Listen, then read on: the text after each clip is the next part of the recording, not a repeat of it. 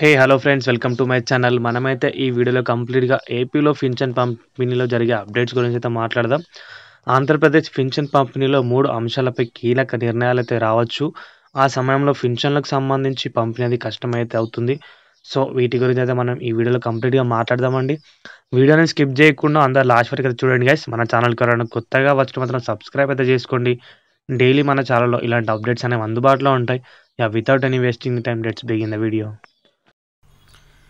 ఇక్కడ మనం కంప్లీట్‌గా డిస్కస్ చేసుకుంటే గనక ఆ సమయంలో పింఛన్ల పంపిణీ కష్టం అని చెప్పేసి ఉదయం 8 గంటలకు మార్పు చేయండి. నూతన సంవత్సర వేడుకల కారణంగా ఈ నెలాఖరునే పింఛన్లు ఇవ్వండి. ఉన్నతాధికారులకు గ్రామ వార్డు సచివాలయ ఉద్యోగుల అసోసియేషన్ జేఏసీ వినతి అని చెప్పేసి అయితే ఇన్ఫర్మేషన్ అయితే ఉంది. ఇక్కడ చూసుకుంటే కనుక ప్రభుత్వం ప్రతి నెల పంపిణీ చేస్తున్న ఎన్టీఆర్ భరోసా పెన్షన్ల పంపిణీ సమయాలను మార్పు చేయాలని గ్రామ వార్డు సచివాలయ ఉద్యోగుల అసోసియేషన్ జాయింట్ యాక్షన్ కమిటీ ఉన్నతాధికారులకు విన్నవించింది. ఈ మేరకు జేఏసీ చైర్మన్ వలమల శ్రీనివాసరావు గారు సెక్రటరీ జనరల్ గుజ్జల రాజ్యలక్ష్మి ఇతర సభ్యులతో కలిసి గురువారం సెర్ప్ సీఈఓ వీరపాండ్యన్ కలిసి వినతి పత్రం అందజేశారు.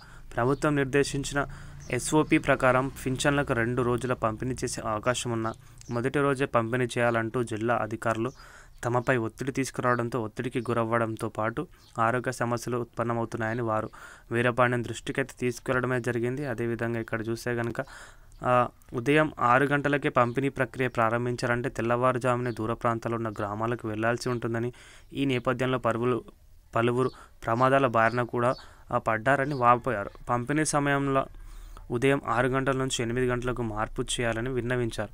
అదేవిధంగా జనవరి 1వ తేదీ ఆంగ్ల సంవత్సరాది వేడుకలు జరుపుకుంటున్న నేపథ్యంలో పింఛన్లను డిసెంబర్ 30, 31 తేదీలో పంపిణీ చేసేలా చూడాలని కోరారు.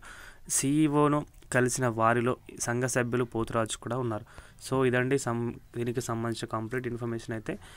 సో పింఛన్కి సంబంధించి పంచే టైమ్స్ అనేవి చేంజ్ అయ్యే అవకాశాలు అయితే ఉన్నాయి. సో దీని గురించి అయితే వీడియో అయితే చేశాను. సో వీడియో నచ్చితే కనుక వీడియోకి అయితే ఒక లైక్ చేయండి గైస్. మన ఛానల్కి ఎవరైనా కొత్తగా వచ్చిన మాత్రం సబ్స్క్రైబ్ అయితే చేసుకోండి. డైలీ ఇలాంటి అప్డేట్స్ మన ఛానల్లో అందుబాటులో ఉంటాయి. థ్యాంక్స్ ఫర్ వాచింగ్ అందరికీ. బాయ్.